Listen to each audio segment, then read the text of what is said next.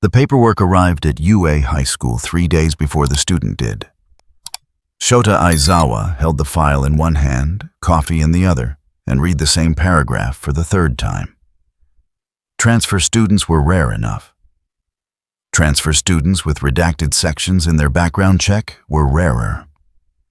Transfer students whose physical assessment scores had been manually overridden by the Hero Public Safety Commission were essentially unheard of. He set down his coffee and flipped to the medical page. Blood type, vaccination records, emergency contact information, all standard. Then a note at the bottom, handwritten in the clipped style of commission bureaucrats. Quirk classification pending review. Do not administer standard suppression protocols. Aizawa closed the file. When the boy walked into Class 1A on Monday morning, he moved like someone trying very hard not to be noticed. Average height for his age, lean build, dark hair that fell across his forehead in a way that suggested he cut it himself and didn't particularly care about the result. His uniform was crisp, but not pressed worn correctly, but without any attempt at style. He stopped just inside the doorway, gave a slight bow, and waited. "This is Gohan," Aizawa said, not bothering with a full introduction. "He'll be joining us for the foreseeable future. Find a seat." The boy nodded once and moved toward the back of the classroom. His steps were careful, measured. Not nervous, just controlled. Izuku Midoriya leaned across the aisle and whispered something welcoming. Gohan smiled politely and thanked him in a voice that carried no particular emotion. Across the room, Katsuki Bakugo's eyes tracked the new arrival with the focused intensity of a predator evaluating potential prey. Aizawa watched all of this from behind his desk and made a mental note to keep Bakugo away from the transfer student for at least 48 hours. Maybe 72. He gave it 20 minutes. Lunch period, the training yard. Bakugo cornered Gohan near the equipment shed with two of his usual crowd flanking him at a respectful distance. Aizawa observed from the second-floor window, ready to intervene, but curious to see how this would play out. "So, what's your deal?" Bakugo's voice carried across the yard. "Commission pulls strings to get you in here, and you don't even show your quirk during introductions." Gohan stood with his hands at his sides, posture relaxed. "I didn't think it was necessary." "Didn't think it was necessary," Bakugo repeated, his tone mocking. "Everyone here earned their spot. You walk in like some kind of special case and expect us to just accept that I don't expect anything." The answer seemed to catch Bakugo off guard. He took a half step forward, palms already crackling with small detonations. "You scared? Think you can't handle a real fight?" Gohan's expression didn't change. "I'm not scared. I just don't want to fight you. That's not how this works. I know." Silence. Bakugo stared at him, waiting for the challenge, the pushback, the excuse to escalate. Gohan simply stood there, calm and unhurried, like someone waiting for a bus.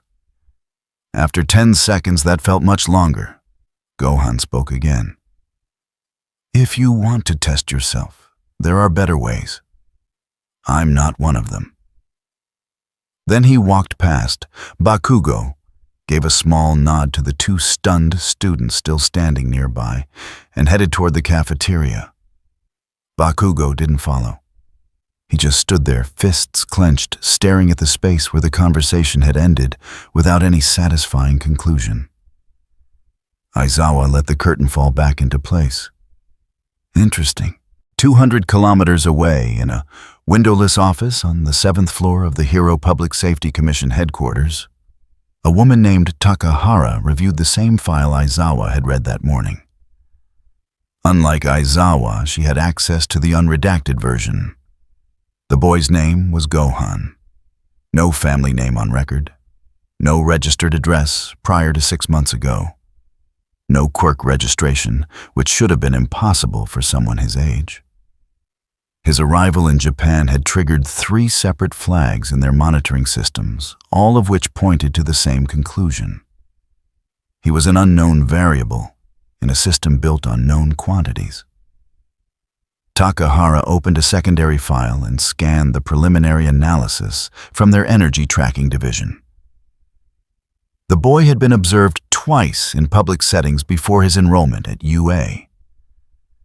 Both times, environmental sensors had detected unusual energy signatures. Not Quirk-based, not mutation-derived, something else entirely. She highlighted a passage in the report.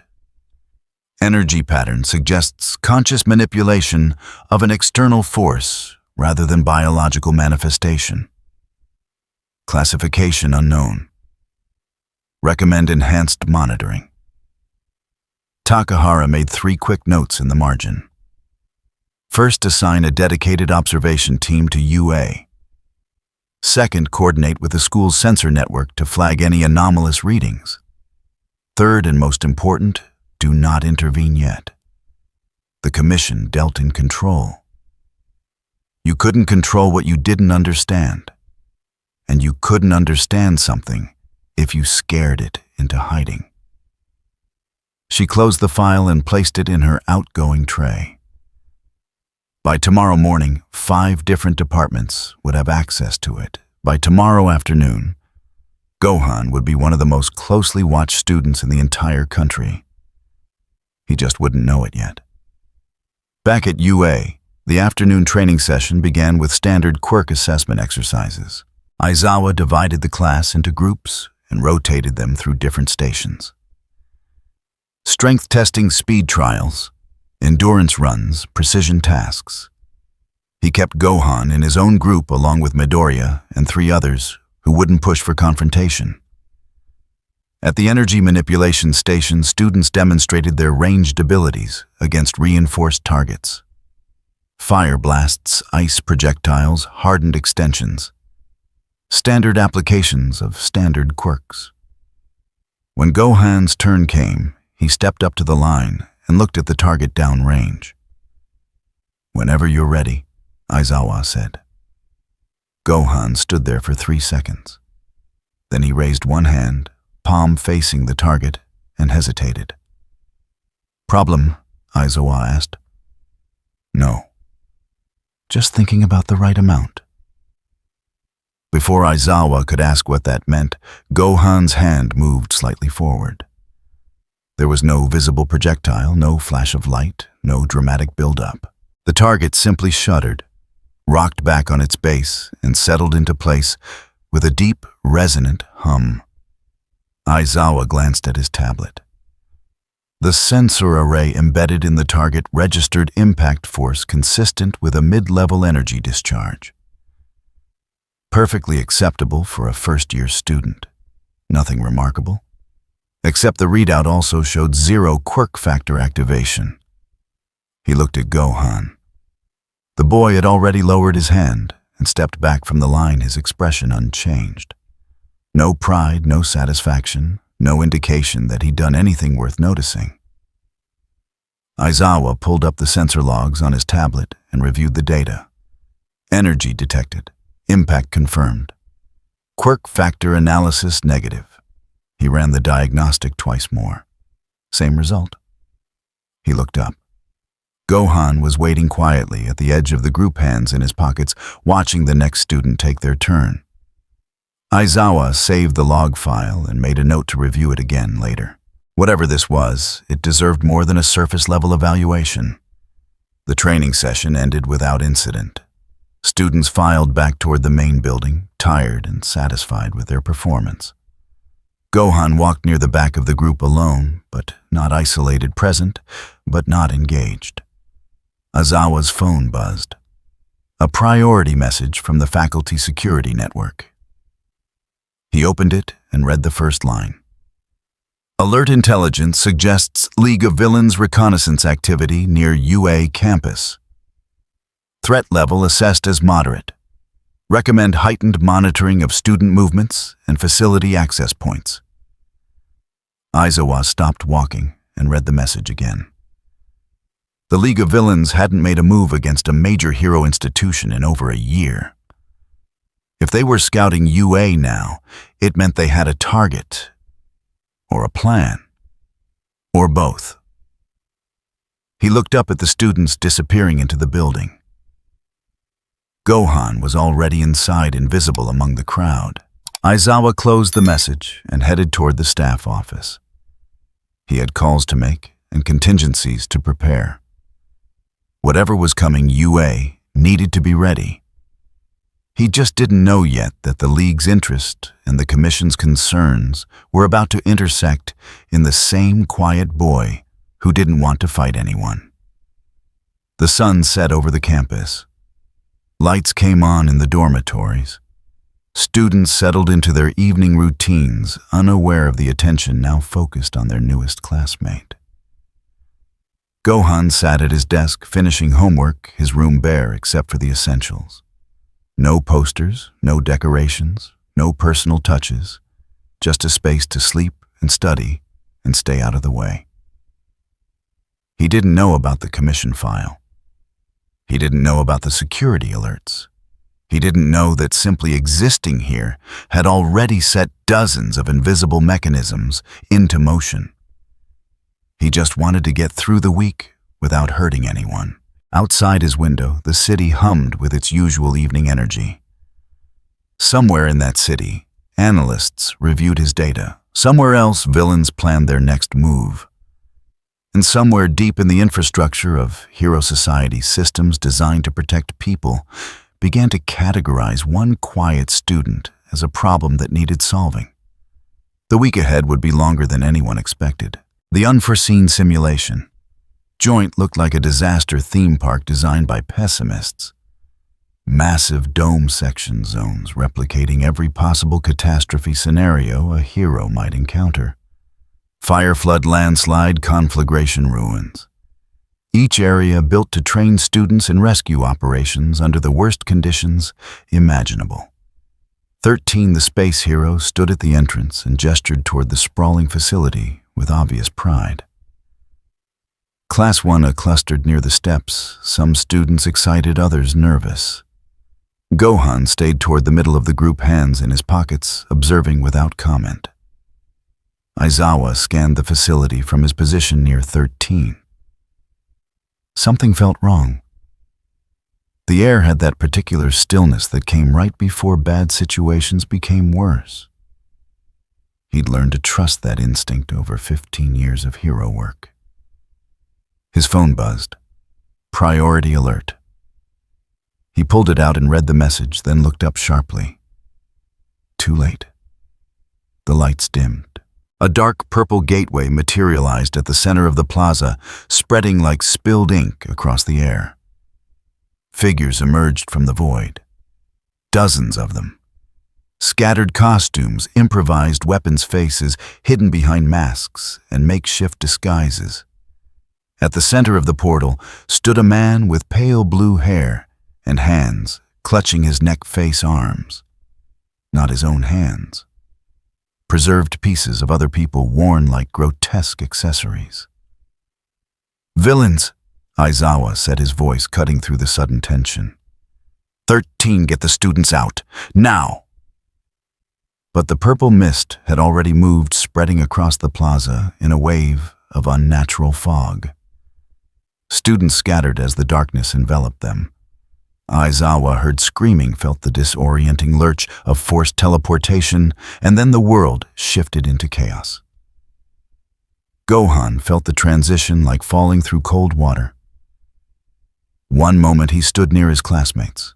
The next he was somewhere else entirely, air thick with moisture, sound echoing off distant walls. The flood zone. He landed on a metal platform jutting from manufactured waves. 3 other students materialized nearby, stumbling disoriented. Asui Tsuyu recovered first, her frog-like reflexes, allowing her to grab onto the railing. Mineta Minoru hit the deck hard, gasping. Midoriya appeared at the edge, barely catching himself before sliding into the water. Below them, shapes moved through the artificial ocean. Villains equipped with aquatic mutation. Quirk circled like predators who'd just found prey, dropped into their territory. "Stay on the platform," Tsuyu said, her voice steady despite the situation. "They have the advantage in water." Gohan assessed the space. Large zone, multiple levels, limited visibility. The villains were positioning themselves for an assault from below, probably planning to capsize the platform or drag students under one by one. One of the aquatic villains broke the surface, grinning. "Hero students, right? Let's see how well you swim." The platform lurched. Something large had struck it from beneath. Metal groaned. Students grabbed for handholds. Another impact. The platform tilted 15 degrees. Mineta screamed. Midoriya braced himself against the railing, eyes wide, clearly running through options that all ended badly. Gohan moved to the edge and looked down at the water. 3 villains were coordinating below the surface, timing their strikes to capsize the structure. Simple strategy, effective if no one stopped them. He took a breath and stepped off the platform. "Wait!" Midoriya shouted. Gohan dropped toward the water, but he didn't fall into it. 2 meters above the surface, he stopped suspended in the air, as if standing on something invisible. The villains in the water froze, staring up at him with confusion rapidly shifting toward concern. He raised one hand palm down and released a controlled burst of energy into the water. The effect was immediate. A shockwave rippled outward from the point of impact, not enough to boil the water or cause permanent harm, but more than sufficient to stun everything within a 10-meter radius. The 3 villains went limp, floating to the surface unconscious but breathing. Gohan descended the rest of the way, grabbed the nearest villain by the collar, and lifted him partially out of the water using one hand. He threw the unconscious man onto a nearby maintenance ledge, then repeated the process with the other 2. Not gentle, but not cruel. Just efficient removal of immediate threats. Above him, the students on the platform stared in absolute silence. He rose back into the air, returned to the platform, and landed beside Tsuyu without making a sound. "The path to the central plaza is clear now," he said quietly. "We should regroup with the others." Midoriya found his voice first. "How did you do that? You were flying, and that blast into the water? I didn't see any visible quirk activation, and the way you just—" "We should move," Gohan interrupted, not unkindly. "There might be more of them." Tsuyu nodded slowly, still processing what she'd witnessed. "Right, this way." They made their way toward the exit, Gohan walking at the rear of the group, already fading back into his preferred position of quiet observer. Behind them, 3 unconscious villains floated in the artificial ocean, and somewhere in the facility's sensor network, automated systems registered energy patterns that shouldn't exist. At the central plaza, Aizawa fought alone. His capture weapon whipped through the air, binding villains in rapid succession. Erasure activated, deactivated, activated again in precise timing to neutralize quirks without giving his targets time to adapt. 15 enemies down in the first minute. 20. 25. Then the Nomu appeared. It emerged from the crowd of remaining villains like a nightmare given form. Massive frame, exposed brain-dead eyes. The creature moved with unsettling speed for something its size, closing the distance before Aizawa could fully process the threat. His capture weapon wrapped around the Nomu's arm. Erasure activated. The creature should have lost its enhanced strength, should have become manageable. It didn't even slow down. The Nomu grabbed the weapon and pulled. Aizawa felt himself yanked forward, boots skidding across concrete. He released the cloth and rolled sideways as a massive fist cratered the ground where he'd been standing. "Interesting." the blue-haired villain said from his position near the portal. Erasure doesn't work on him.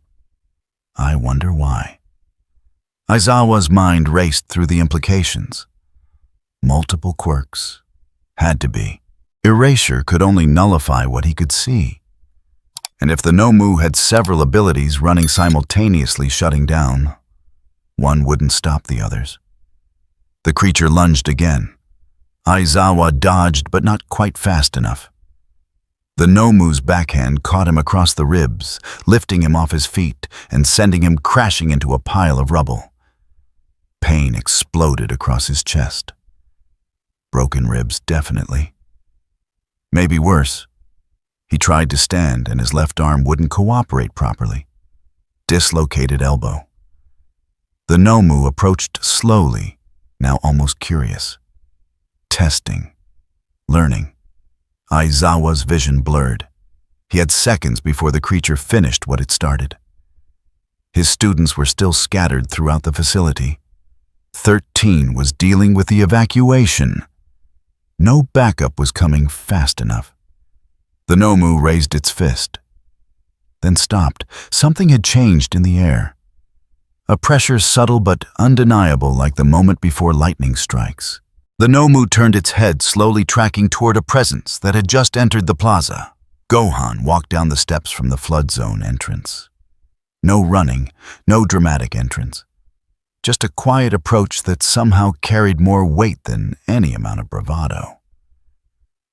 The blue-haired villain noticed him immediately. Another student. They're so eager to die today. Gohan's eyes moved from the villain to the Nomu to Aizawa crumpled in the rubble. His expression didn't change, but something in his posture shifted. A decision made. Get away from him, Gohan said. His voice remained calm, but there was an edge to it now. A line drawn. The Nomu tilted its head, then charged. It covered 20 meters in under 2 seconds. Most people wouldn't have time to think, let alone react. Gohan simply stepped to the side at the last possible moment, the creature's momentum carrying it past him. He turned, placed one hand on the Nomu's exposed back, and pushed. The word pushed didn't adequately describe what happened next. The Nomu went from full sprint to airborne in an instant, launched across the plaza like a missile. It crashed through 3 separate concrete barriers before finally slamming into the wall hard enough to leave a body-shaped crater. Silence. The remaining conscious villain stared. The blue-haired one lowered his hands slowly, confusion replacing arrogance. Gohan's hair flickered. Just for a moment, the black strands seemed to catch light that didn't exist, shifting toward gold before settling back to their normal color. His eyes had changed too, sharper, colder. The Nomu extracted itself from the wall and charged again. This time, Gohan didn't dodge.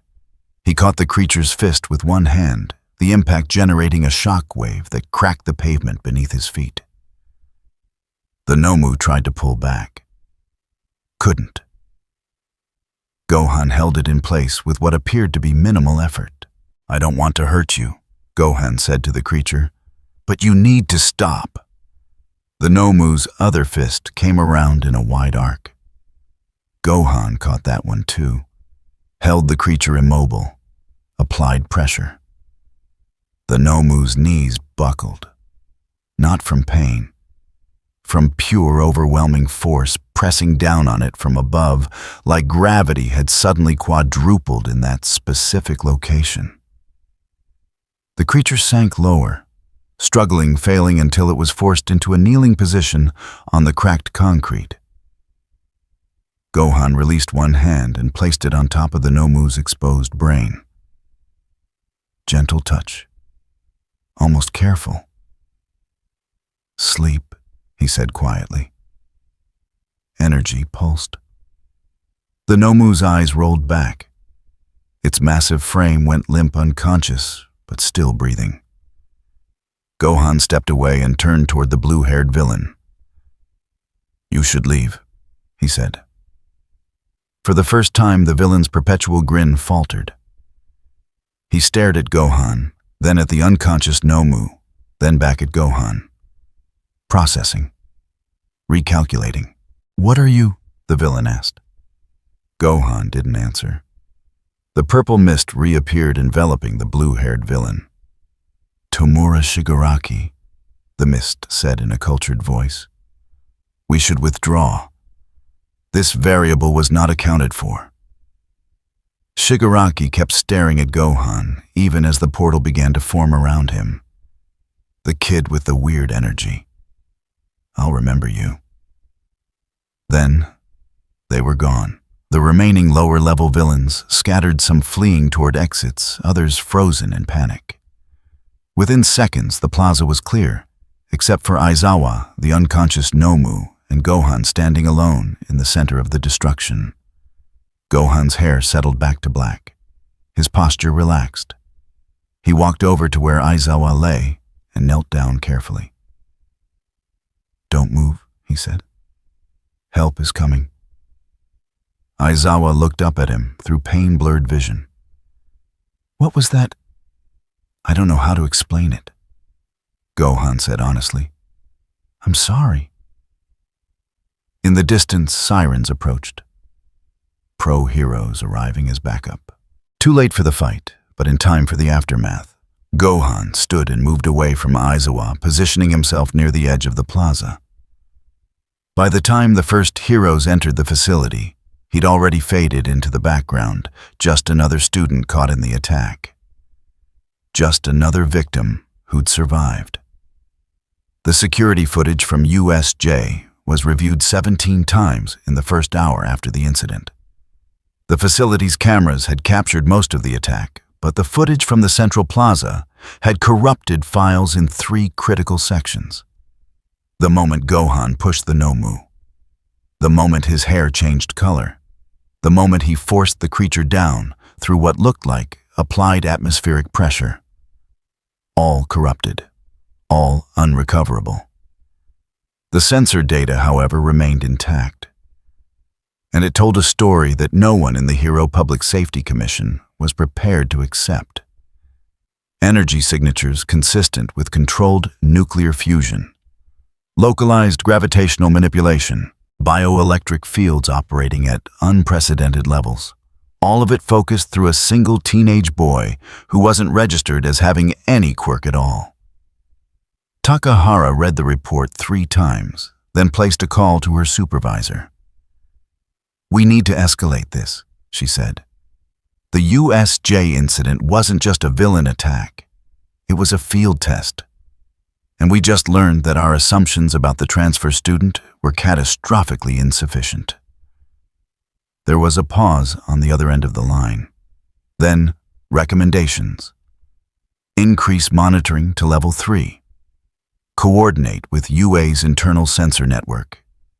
And prepare a contingency team.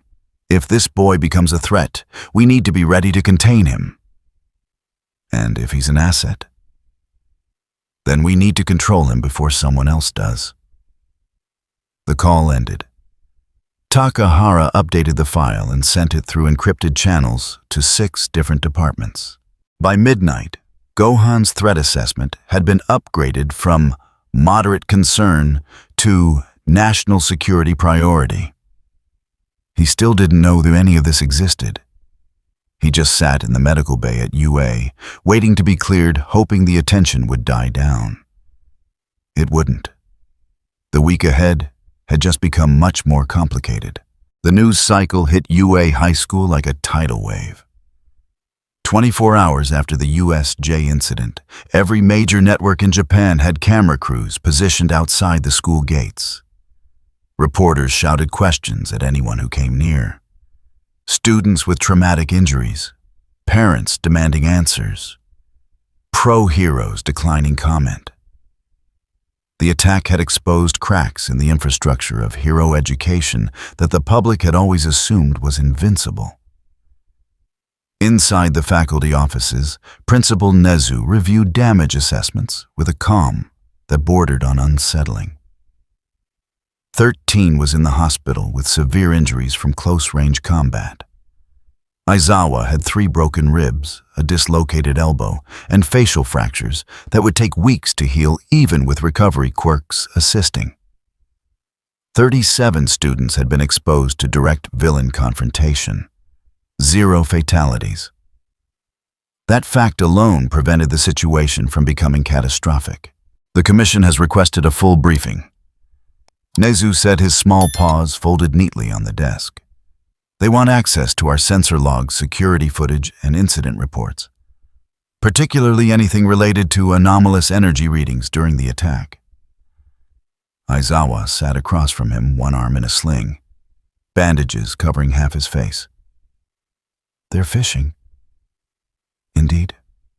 But they're fishing with warrants and legal authority. Nezu pulled up a document on his tablet. Specifically, they've flagged the transfer student, Gohan.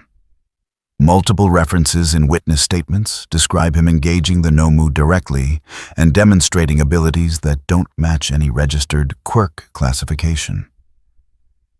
He saved my life, Aizawa said flatly. I'm aware, which is why this conversation is delicate. Nezu adjusted his position slightly. The commission operates on risk assessment matrices. A student with undefined powers who can neutralize a high-end combat Nomu registers as a variable they cannot tolerate without supervision. Supervision or control. From their perspective, those terms are synonymous. Aizawa leaned back carefully, mindful of his ribs. What do they want to do with him? Nothing immediate. The attack gives them political cover to implement enhanced monitoring protocols across all hero institutions. Gohan will be watched, measured, cataloged. If he demonstrates further anomalies, they'll escalate to containment procedures. Nezu's voice remained clinical. They won't arrest him. They'll recruit him, or failing that, neutralize him as a security concern. He's 16. He's an unknown quantity in a system built on quantifiable metrics. His age is irrelevant to their calculus. Nezu closed the tablet. I'm telling you this because you'll need to prepare him. The commission plays long games. Whatever pressure comes next, it won't be obvious until it's already in motion. Aizawa absorbed this information without visible reaction. And UA's position? We protect our students within the boundaries of what's legally permissible. Nezu's expression hardened slightly. But understand that those boundaries are narrower than they should be. The commission has leverage we cannot ignore. The meeting ended. Aizawa left the office and walked slowly through hallways that felt different now. Less safe. More exposed. Outside, the media circus continued. 200 kilometers away, in the underground headquarters of the Shiei Hasai Kai organization, Kai Chisaki reviewed intelligence reports with the same meticulous attention he applied to everything in his life. The USJ attack had failed spectacularly for the League of Villains. Their Nomu had been neutralized. Their shock troops scattered. The entire operation exposed without achieving any meaningful objective. Tomura Shigaraki had proven himself to be exactly what Chisaki suspected, a child with power, but no vision. However, the incident had revealed something far more interesting. Chisaki pulled up a grainy photograph captured by one of the League's surveillance drones before it had been destroyed. The image showed a teenage boy standing in the central plaza, one hand extended, the Nomu frozen mid-charge. The quality was poor, but the implication was clear. This student had stopped a creature designed to fight all might. Chisaki made a note in his personal file. The Quirk-destroying drug was progressing well. Tests on preliminary subjects had shown promising results. But refinement required more data, more samples, more understanding of how quirks functioned at their fundamental level. A subject with anomalous abilities would provide invaluable research material. He filed the image under Potential Assets and returned to his work. The hero world was fragmenting. When it broke completely, those with preparation and resources would rise to fill the vacuum. Chisaki intended to be one of them. The drug was just the beginning. Class 1 A. A return to regular schedules 3 days after the USJ incident. Counselors were made available. Students processed trauma at different speeds. Some threw themselves into training with renewed intensity. Others moved through lessons in Okai, still seeing villains in shadows. Gohan sat near the back of the classroom during homeroom, taking notes on a lecture about disaster response protocols. He'd given his statement to investigators the day after the attack. Simple account. He'd used his abilities to help evacuate students and defend Aizawa when the Nomu appeared. No, he couldn't explain the exact nature of his powers. No, he wasn't registered with any official Quirk classification system because his abilities developed outside normal parameters. The investigators had accepted this explanation with visible skepticism, but no immediate challenges. Gohan knew that meant they were building a file rather than confronting him directly. Midoriya approached during lunch period. "Hey, can I ask you something?" Gohan set down his food. "Sure. At USJ, when you fought the Nomu." Midoriya hesitated clearly, trying to phrase his question carefully. "You weren't scared. Most people, when they see something like that, there's at least a moment of fear. But you just moved, like you'd done it before." Gohan considered how to answer. "I have fought before.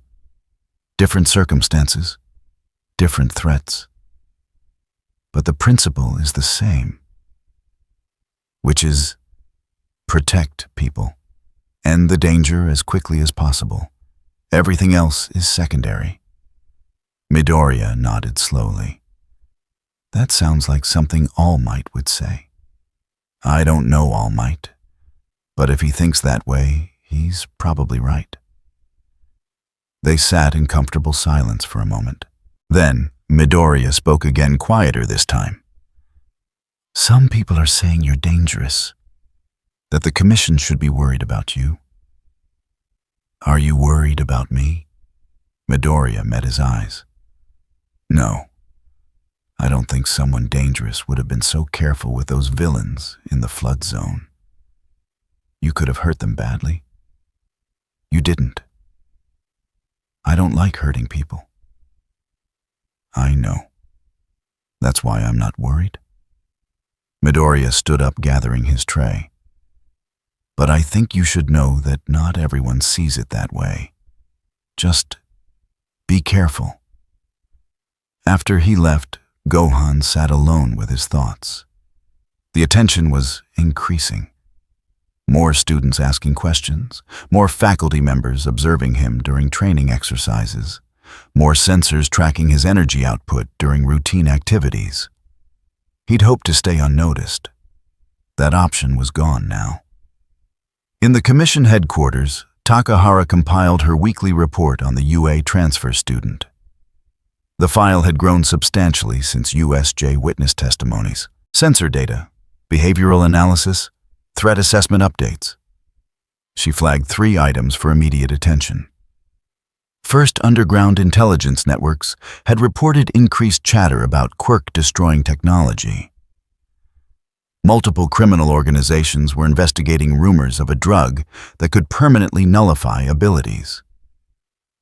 The source appeared to be connected to the Shigaraki, a Yakuza group operating in the Tokyo metropolitan area.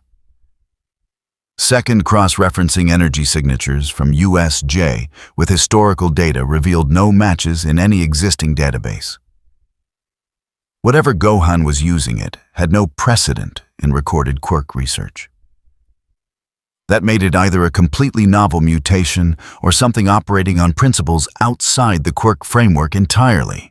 Third, behavioral profiles suggested Gohan had received combat training well beyond what any civilian student should possess. His responses under pressure indicated military-level discipline and threat assessment capabilities. Someone had trained this boy to fight. The question was who and for what purpose? Takahara drafted her recommendations. Increase monitoring to level 4.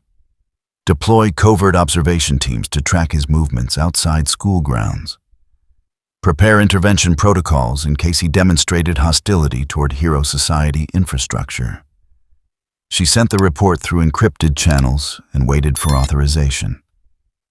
It came back approved within the hour. By evening, 3 separate surveillance teams had been assigned to Gohan. One would monitor his dormitory. One would track his movements during off-campus activities. One would analyze his social connections and communication patterns. The soft leash Aizawa had warned about was tightening. Gohan walked back to the dormitories as the sun set over UA campus. Students moved in groups, still nervous about being alone after USJ. He kept his distance not out of unfriendliness, but simply because he'd learned that proximity invited questions he couldn't answer honestly. His phone buzzed. A message from an unknown number. "We need to talk. Rooftop. 10 minutes. Come alone. H." He stared at the message for several seconds, then deleted it and headed toward the main building. On the rooftop, Hawks waited with his wings folded, watching the city lights spread out below. He turned when the door opened. "You're punctual," Hawks said. "I appreciate that." Gohan stopped a few meters away. "Who are you?" "Someone who knows what the commission is planning, and someone who thinks you should know too." Hawks gestured toward the edge of the roof. "Walk with me. We don't have much time." They stood side by side looking out over the city. Hawks spoke without turning his head. "The commission has authorized enhanced surveillance on you. 3 teams. 24-hour coverage. They're building a profile to determine whether you're an asset or a threat." He paused. "Eventually, they'll decide you're both. That's when things get complicated." "Why are you telling me this?" "Because I've been where you are. They recruited me young, gave me purpose training direction, but they also took choices I didn't know I was giving up." Hawk's wings shifted slightly. "I'm not saying run. I'm saying be aware. Every action you take now is being measured against metrics designed to categorize you as controllable or containable. What do they want me to do? Nothing yet. Just exist under observation. But when they make their move, it won't feel like coercion. It'll feel like opportunity, a chance to serve, to belong, to matter." Hawks finally turned to face him. "All I'm saying is remember, you have a choice, even when it doesn't feel like you do." He spread his wings and launched into the air without waiting for a response. Within seconds, he disappeared into the night sky. Gohan remained on the rooftop for several minutes, processing the warning. Then he went back downstairs to his room, to another night of homework and careful normalcy. But somewhere in the city, analysts reviewed footage of the rooftop meeting and added another flag to Gohan's file. Contact with Hawks. Unauthorized communication. Potential recruitment attempt by parties unknown. The system tightened further. And in a laboratory beneath the city, Chisaki refined his drug and thought about the boy who'd stopped a Nomu. The pieces were moving. The board was set. The week ahead would bring consequences no one had fully anticipated. The operation began at dawn. 6 pro-heroes, 12 police officers, 4 UA students selected for their specific skill sets and ability to handle high-stress environments.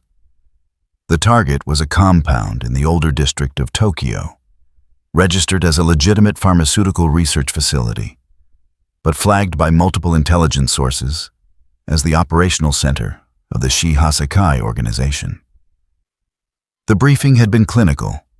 Chisaki, known as Overhaul, was suspected of developing illegal quirk enhancement drugs. Credible reports suggested human experimentation, possible hostages on site. The raid needed to be fast, coordinated, and precise. What the briefing didn't mention was the girl. Aizawa had seen the classified addendum late the previous night. A child approximately 6 years old living on the premises under suspicious circumstances. Medical records showed signs of repeated injury and recovery cycles inconsistent with normal childhood development. The investigation had been building for months, but recent intelligence about quirk-destroying technology had accelerated the timeline. Now they were standing outside the compound gates at 5:47 in the morning, waiting for the entry signal. Gohan adjusted his position slightly, keeping his breathing steady. He'd been selected for the raid over several other students. A decision that had raised questions he chose not to examine too closely. Aizawa had simply told him he was needed for evacuation support and structural breach assistance. Nothing about combat roles or direct engagement. The entry team moved first. Battering ram against reinforced doors. Alarms triggered immediately. No element of surprise, but that wasn't the strategy. Speed over stealth. Overwhelming force before the targets could organize resistance or destroy evidence. They pushed into the compound. Long hallways, industrial lighting, the smell of antiseptic, and something else underneath. Something wrong. The first wave of Hasakai's soldiers appeared from side corridors. Low-level enforcers with mutation quirks and improvised weapons. The pro-heroes handled them efficiently. Restraints deployed. Quirks neutralized. Suspects secured and passed back to police custody.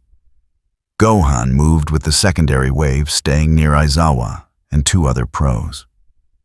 His role was support, not assault. He kept scanning for civilians, for hostages, for anyone who needed evacuation from the combat zone.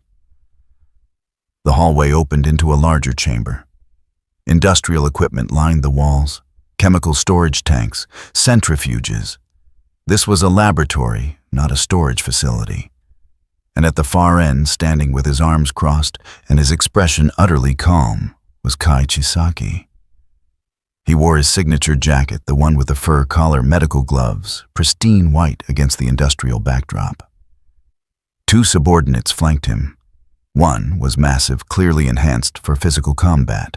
The other appeared normal-sized, but radiated the kind of controlled menace that came from extreme confidence in dangerous abilities.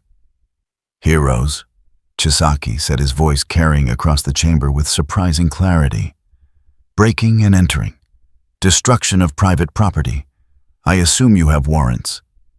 We have everything we need, Aizawa replied. Stand down. You're under arrest for illegal quirk research and human trafficking. Chisaki's expression didn't change. Human trafficking. What an interesting accusation. I run a pharmaceutical business. We develop treatments for quirk-related conditions, all perfectly legal. Where's the girl? For the first time, something flickered across Chisaki's face. Not quite surprise, more like recalculation. I don't know what you're talking about. Eri, 6 years old. Last seen in this facility 3 days ago. Aizawa's capture weapon began to unfurl. We're not leaving without her. Chisaki sighed, a sound of genuine disappointment. Heroes are so predictable. You see a child in an unconventional situation and immediately assume the worst. He raised one hand. I tried to be reasonable. The fight started instantly. The massive subordinate charged forward. The other one vanished into the shadows, Quirk allowing him to meld with darkness and strike from unexpected angles. Chisaki himself touched the floor, and the entire chamber rippled. The ground beneath their feet deconstructed and reformed into jagged spikes. Heroes scattered. One of the pros deployed a barrier quirk just in time to prevent impalement. Aizawa's weapon wrapped around a support pillar and pulled him out of the kill zone. Gohan jumped straight up, clearing the spike field entirely, and landed on a catwalk 20 feet above the floor. Chisaki noticed. His golden eyes tracked the movement with interest that bordered on fascination. You, the student from UA who stopped the Nomu. Gohan said nothing.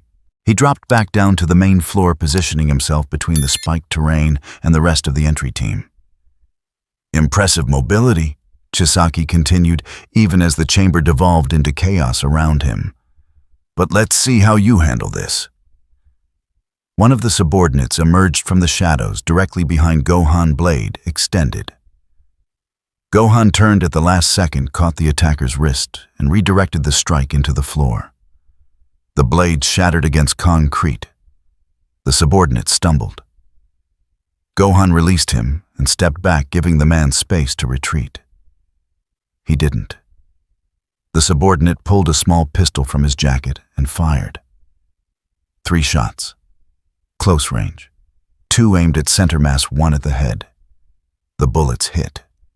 Everyone saw the impact. And then everyone saw them drop to the floor, flattened against invisible resistance 2 inches from Gohan's skin. Silence rippled through the chamber. Even the ongoing fight seemed to pause for half a second. Chisaki's eyes widened fractionally. Fascinating.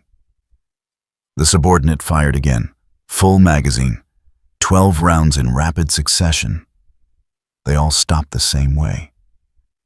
Compressed against an energy field that shouldn't exist, then falling harmlessly to the ground.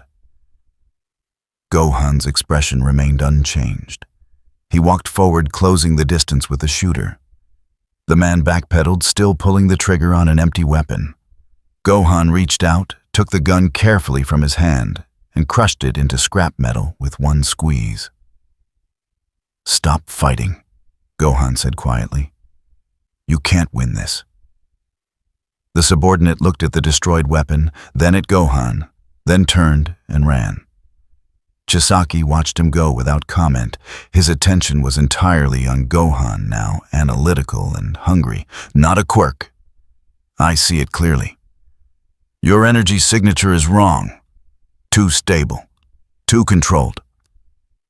He touched the ground again, reshaping the terrain into a cage of walls designed to separate and isolate. I was going to let you leave, but now I think I need to understand what you are. The walls closed in. Gohan raised both hands and pushed outward. The reconstructed matter disintegrated, not deconstructed the way Chisaki's quirk worked. Simply erased, converted back into base particles, and dispersed. The cage vanished, as if it had never existed. Chisaki stared. For the first time, genuine emotion crossed his face. Confusion, wonder. The kind of expression a scientist gets when encountering data that contradicts fundamental assumptions. You're not following the rules, he said softly. Quirks have limitations, structure. You're operating outside the framework. I told you to stand down, Gohan replied. I need to study you. Chisaki lunged forward, 1 hand extended for contact. If he could touch Gohan, he could deconstruct him, understand him at the molecular level. The move was fast, precise, backed by years of experience using his quirk in close combat. Gohan sidestepped. Chisaki's hand grasped empty air. He pivoted immediately, trying again, faster this time. Gohan caught his wrist. The contact should have been fatal. Chisaki's quirk activated on touch, breaking down whatever he made contact with. He'd killed people this way.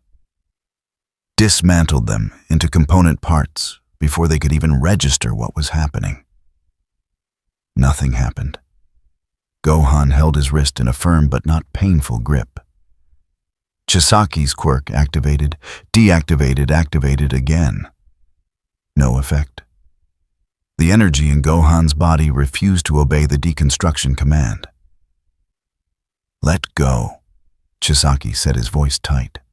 "Stop attacking people. You're preventing scientific progress. Don't you understand? The Quirk system is flawed, unequal, chaotic. I can fix it, make everyone equal. But I need subjects. I need data." Chisaki tried to pull free, couldn't. "Let me study you. Help me understand. We could change everything." Gohan's grip tightened slightly. "You're hurting a child to make your drug. That's not progress. That's cruelty. The girl is necessary. Her quirk allows for— Where is she?" Chisaki stopped talking. His eyes narrowed. Calculation behind the golden irises. The chamber around them was in chaos. Heroes fighting subordinates, police securing the perimeter. And here he was trapped by a student who shouldn't be possible. He made a decision. Lower level, exam room 3. She's sedated, harmless. He said it like reciting a grocery list. "Now release me before this becomes messier than it needs to be." Gohan let go and stepped back. Immediately, the massive subordinate charged from the side, trying to blindside him. Gohan turned, placed one hand on the attacker's chest, and released a pulse of energy. The subordinate flew backward, crashed through 2 walls, and landed unconscious in the hallway beyond. Chisaki watched this happen with clinical detachment. "You're holding back. I can see it. You could have killed him. Chose not to." He brushed dust off his jacket.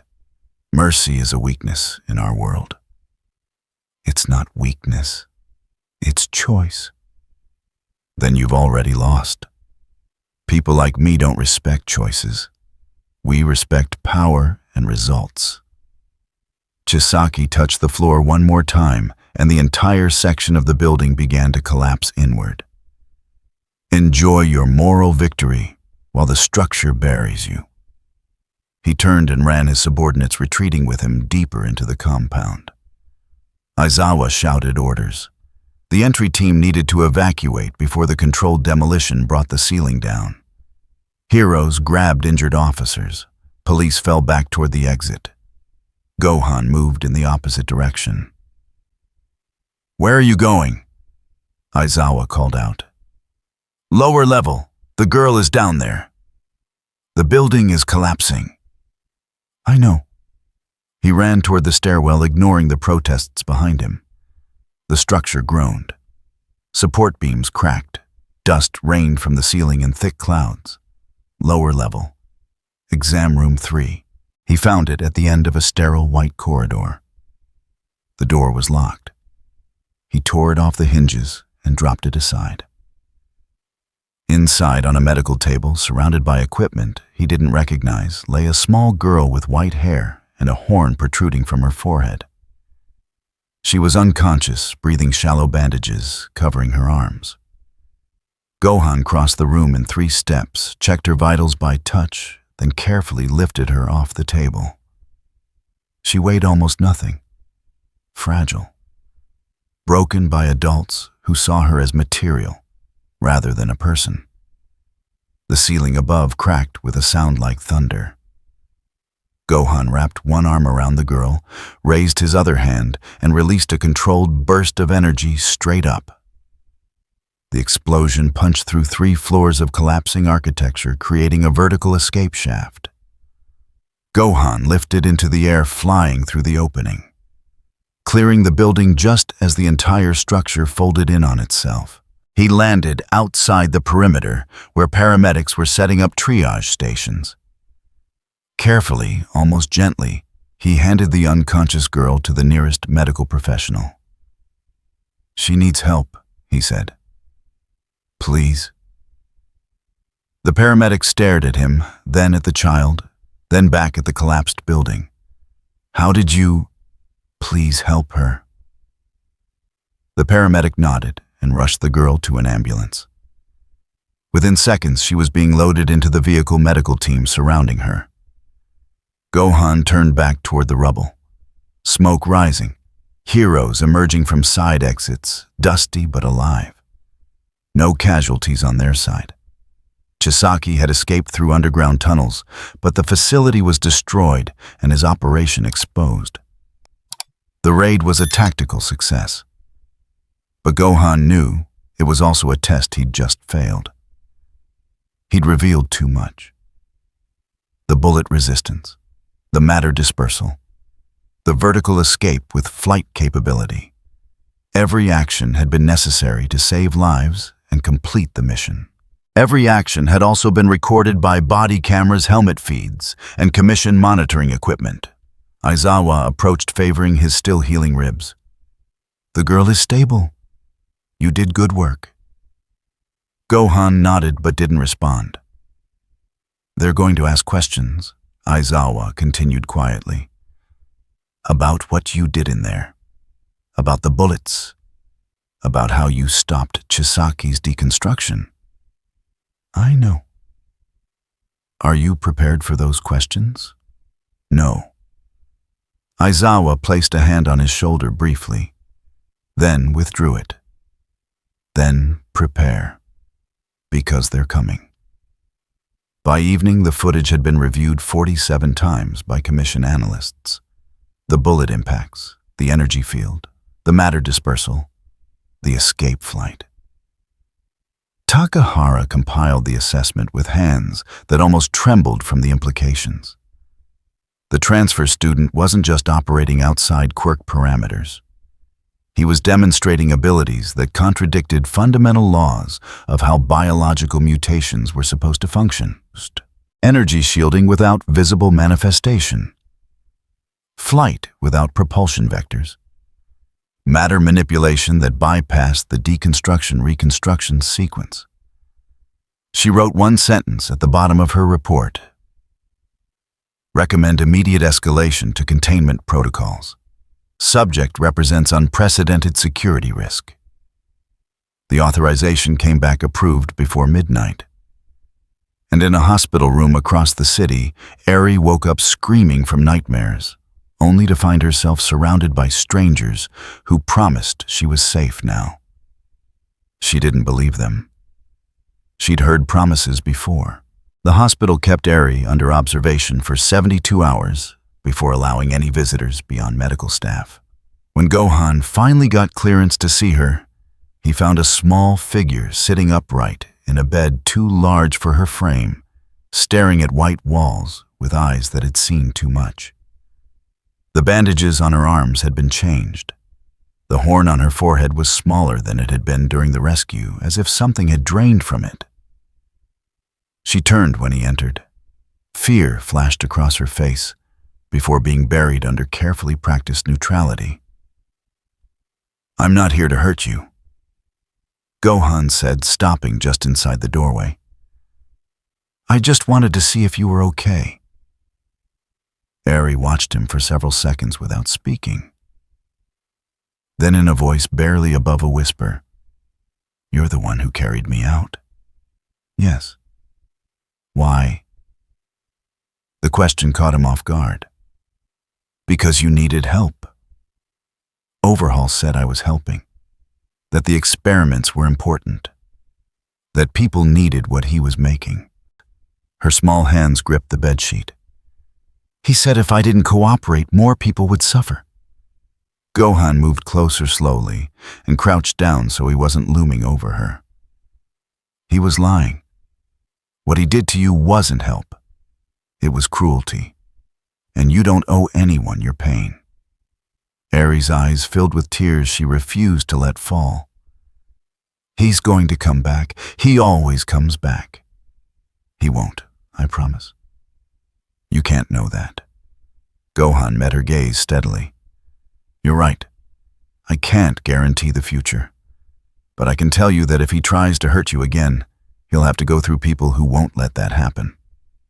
Like you, like a lot of people, you're not alone anymore." Eri absorbed this in silence.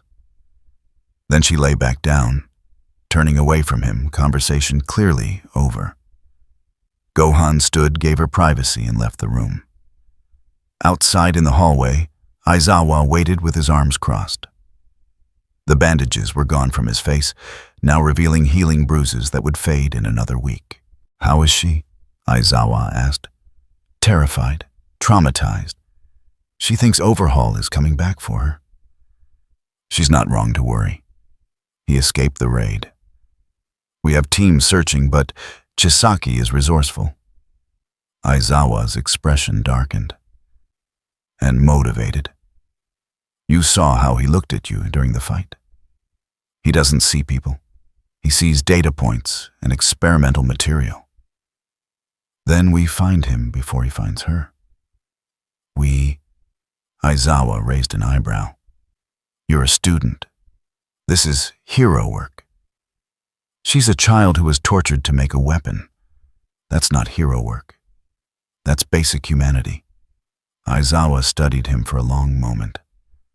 "The Commission is drafting a recommendation to pull you from active operations. Too many variables, too much risk. After the raid, they've upgraded your file to critical containment priority." "Containment?" "Their word, not mine." Aizawa straightened. "They're scared of you, and scared bureaucrats make dangerous decisions. Watch yourself."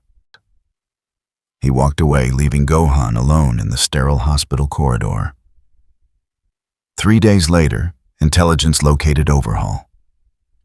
The tip came from an informant embedded in the underground Quirk trade networks. Chisaki had been spotted in an abandoned industrial district meeting with remnants of his organization to coordinate a counterattack. He was injured from the raid, operating with reduced manpower, but still dangerous. More importantly, he'd been asking questions about UA, about security protocols, about student schedules, about Gohan. The decision to launch a follow-up operation was made at the highest levels. Overhaul represented too significant a threat to leave active. His Quirk-destroying drug was nearly complete, and if he finished development and distributed it, the entire hero system could collapse. This time, the operation would be larger. More heroes, more firepower, and explicit orders to neutralize Chisaki by any means necessary. UA. Students were specifically excluded from participation. Gohan found out anyway. He'd been tracking the investigation through overheard conversations, faculty discussions he wasn't supposed to be present for, and careful observation of hero movements around campus. When the strike team deployed at sunset, he followed. The industrial district was a graveyard of failed businesses and condemned structures. Gohan moved through the ruins, silently keeping distance from the main hero force, but staying close enough to respond if needed. He found Overhaul in a warehouse that had once manufactured automotive parts. Now, it was a makeshift laboratory, hastily assembled equipment surrounded by armed guards and desperate subordinates who knew they were making their final stand. Chisaki stood at the center, both arms bandaged, his jacket torn and stained. He was working on something hands-moving with precise urgency over chemical compounds and extraction equipment. "I knew you'd come," Chisaki said without looking up. "The heroes are predictable, but you're something different." Gohan stepped into the light. "Stop what you're doing." "I can't. I'm so close." Chisaki finally raised his head. His eyes had a fevered intensity. "Do you know what I've created? True equality. The ability to remove quirks permanently. Think about it. No more genetic lottery. No more children born with power they can't control or weakness they can't overcome. Everyone human again. You tortured a 6-year-old girl to create that. Necessary sacrifice for the greater good. There is no greater good that justifies what you did to her." Chisaki's expression hardened. "You don't understand the scope of what I'm trying to fix. The Quirk system has broken society. created hierarchies of power that oppress the weak and corrupt the strong. I can restore balance by making everyone powerless, by making everyone equal. Chisaki touched the floor and the warehouse transformed. Walls rose from concrete. Spikes erupted from industrial machinery. The entire structure became a cage designed to trap and kill.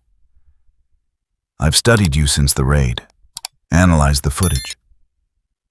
You're proof that quirks aren't the only path to power. Teach me. Let me understand. We could change everything together. Gohan's hands clenched at his sides. You're not changing anything. You're just destroying what you don't understand. The subordinates attacked first. 8 of them coordinated assault from multiple angles.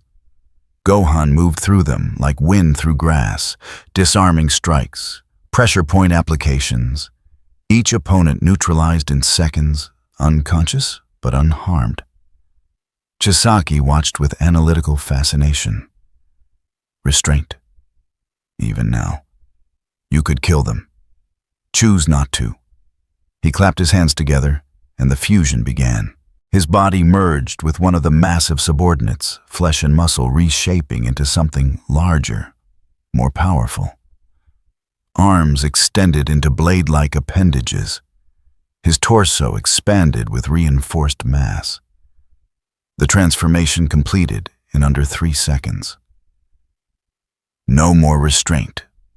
Chisaki said, his voice distorted by the fusion. You wanted me to stop, make me.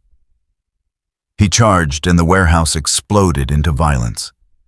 Chisaki's fused form moved faster than something that size should be capable of.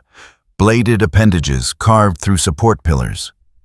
Reconstruction rippled across every surface he touched, turning the environment into a weapon. Floors became quicksand. Walls became crushing vices. The air itself seemed hostile. Gohan dodged, parried, gave ground. He was still holding back, still trying to find a way to end this without crossing the line he'd been careful to maintain. Then Chisaki said something that changed the equation. The girl is still useful, you know. Even in custody, I have contacts. Ways to retrieve her. When this is over, I'll reclaim my materials and continue my work. You can't protect her forever. Gohan stopped moving. What did you say? Eri, my research subject. Did you think rescuing her once would solve everything she exists as a resource? I'll use her until she's depleted. That's the reality you can't change with noble intentions and measured responses. Something shifted in the warehouse. The temperature seemed to drop. The ambient light took on a different quality. Gohan's hair flickered again, but this time it didn't settle back to black. It ignited into gold, standing on end, crackling with energy that made the air vibrate. His eyes changed from dark to teal, pupils sharp and focused.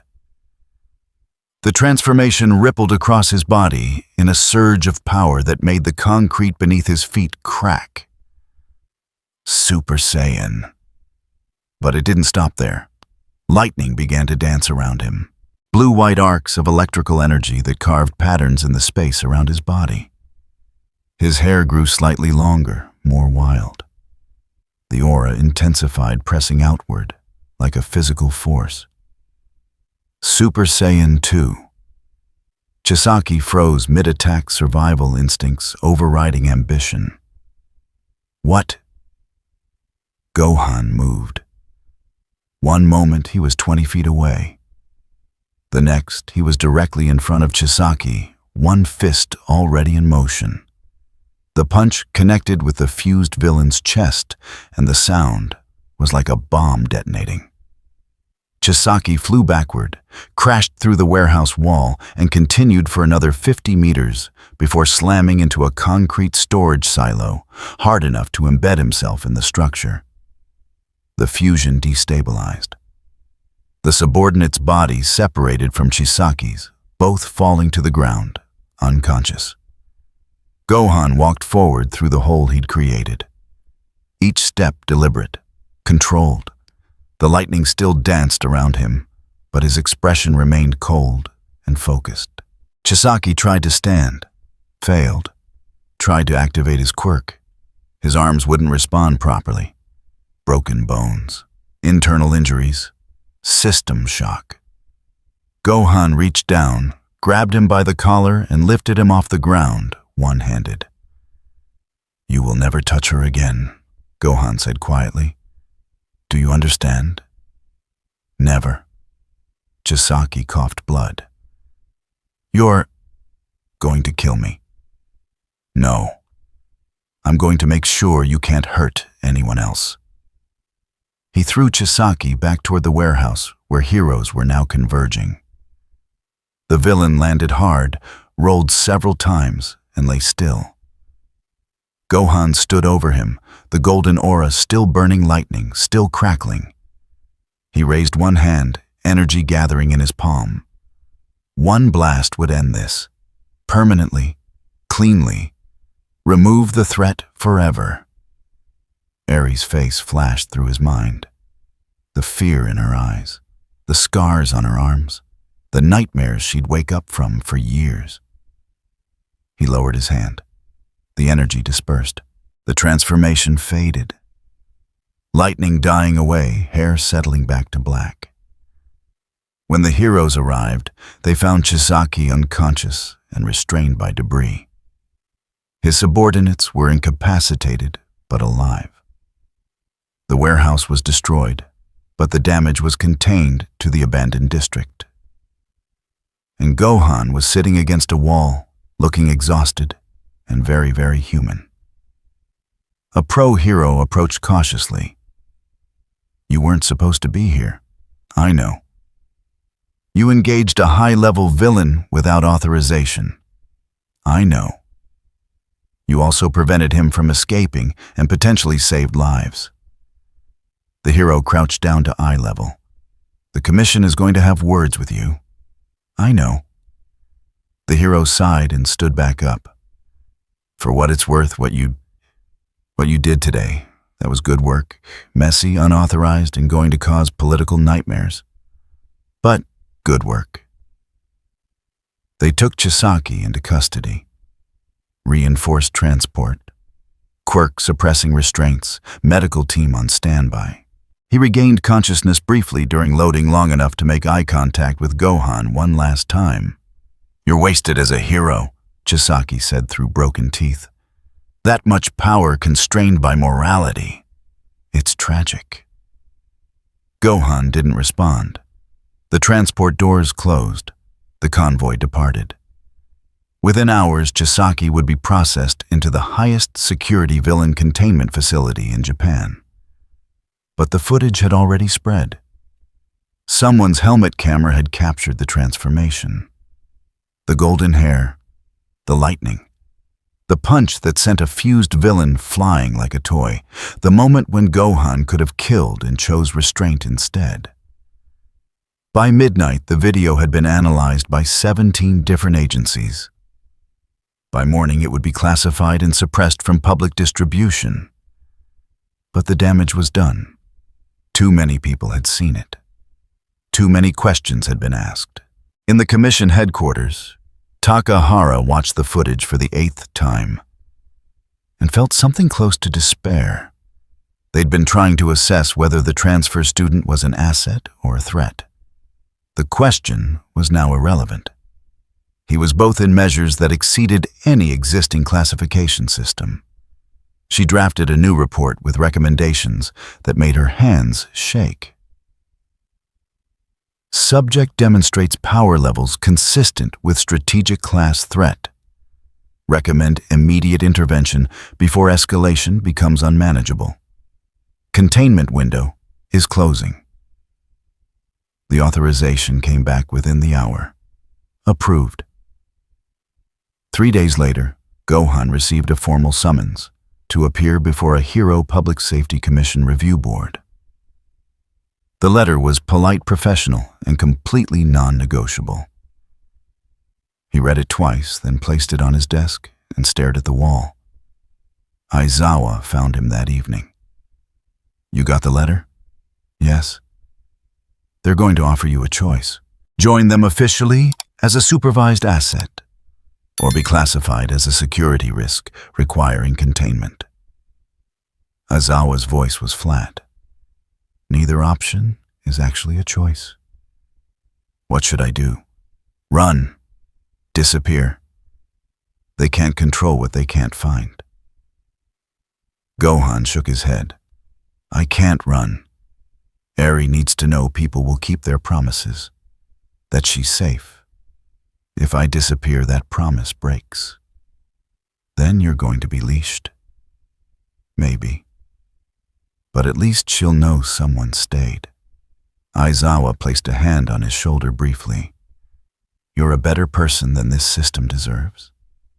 He left Gohan alone with the letter and the impossible choice it represented.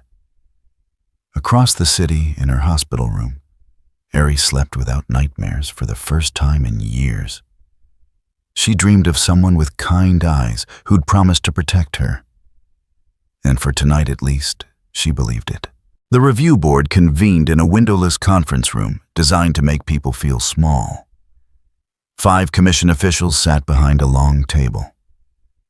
Takahara occupied the center position, flanked by 2 intelligence analysts and 2 enforcement specialists. The setup was deliberately intimidating. Bureaucratic theater meant to establish hierarchy before a single word was spoken. Gohan sat alone on the opposite side. No legal representation, no support staff. Just a 16-year-old facing a tribunal designed to categorize him as controllable or dangerous. Takahara opened a file folder. "Thank you for coming voluntarily. This review is being conducted under national security protocols. Everything discussed here is classified." She looked up. "Do you understand the gravity of this situation?" "Yes." "Good. Let's begin with the Overhaul incident." She activated a tablet and footage played on the wall screen. The transformation, the lightning, the punch that sent a villain flying 50 meters. "Can you explain what we're seeing here?" "I was stopping a threat." "We're not questioning your intentions. We're questioning your capabilities." Takahara paused the video at the moment the golden aura fully manifested. "This energy signature matches nothing in our Quirk classification database. You're operating outside every known biological framework." "What are you—" Gohan measured his words carefully. "I don't have a quirk. I use something different. I call it ki. It's a form of energy manipulation that comes from training and discipline, not genetic mutation." "Training?" One of the analysts leaned forward. "You're claiming this level of power comes from training. Not inheritance, not mutation, not external enhancement." "Yes. That's impossible." "I'm sitting here. It happened. Whether you understand it or not, doesn't change the reality." Takahara's expression didn't shift. "Your reality represents a threat to the stability of hero society. If individuals can achieve power comparable to top-ranked heroes through methods that bypass quirk regulation, our entire system of oversight becomes meaningless." "I'm not trying to undermine anything. I just want to help people." "Help? Yes, let's discuss that." Takahara pulled up another file. USJ incident. Hasaikai raid. Overhaul neutralization. In each case, you achieved objectives that required extreme force. You've demonstrated capabilities that rival All Might in his prime. And yet, you refuse to register with any official hero agency or submit to standard power classification protocols. Because I don't trust what you do with that information.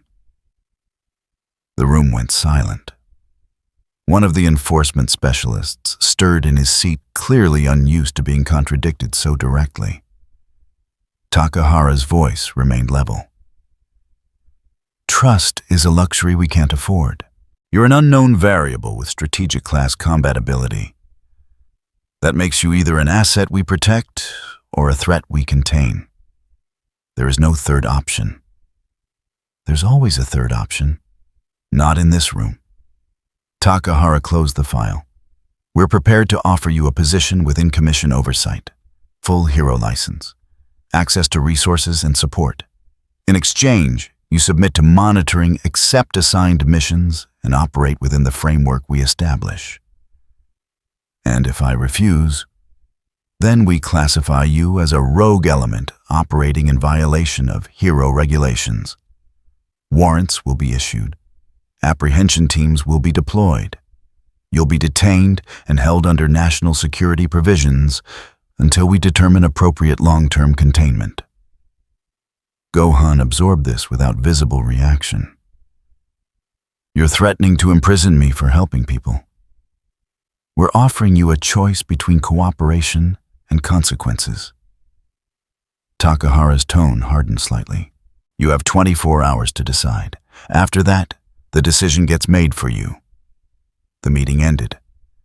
Gohan was escorted out of the building by security personnel who kept careful distance hands near their sidearms, despite knowing conventional weapons were useless against him. Outside, the evening air felt cold after the sterile conference room. He walked 3 blocks before Hawks materialized beside him, wings folded tight to avoid drawing attention. How bad was it? Hawks asked quietly. They want control, complete oversight or detention. Figured as much. They're scared. When the commission gets scared, they don't negotiate. They eliminate variables. Hawks gestured toward a nearby alley. We should talk somewhere less exposed. They moved into the shadows between buildings. Hawks checked the surroundings with practiced efficiency before speaking again. There's going to be an operation tomorrow night. Apprehension team specialist equipment, Quirk suppression technology. They're not waiting for your decision. The review was theater. They've already classified you as a containment priority. You're telling me to run. I'm telling you that staying means surrendering every choice you have left. They'll cage you, study you, use you. And when you're no longer useful, they'll find a way to neutralize you permanently. Hawk's expression was grim. I've seen this pattern before. It doesn't end well. What about UA? The student's Eri. Eri is in protective custody. She'll be safe regardless of what happens to you. As for UA, your presence there is already causing political problems. Some people think you're the school's responsibility. Others think you're a walking disaster waiting to happen. Hawks paused. Leaving might actually protect them from the fallout. Gohan leaned against the alley wall, processing the impossible choice. Stay and be leashed. Run and break promises. Fight back and become exactly what they feared. There's a fourth option, Hawk said. Disappear for now. Let things cool down. Return when you have leverage or when the situation changes. It's not abandonment, it's strategy. Sounds like cowardice. Sounds like survival.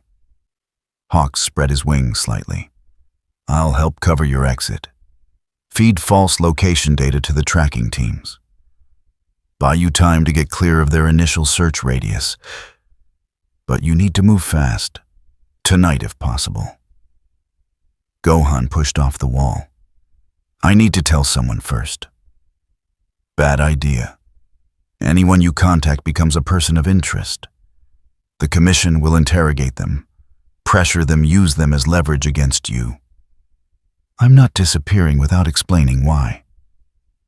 Hawk sighed. Then make it quick.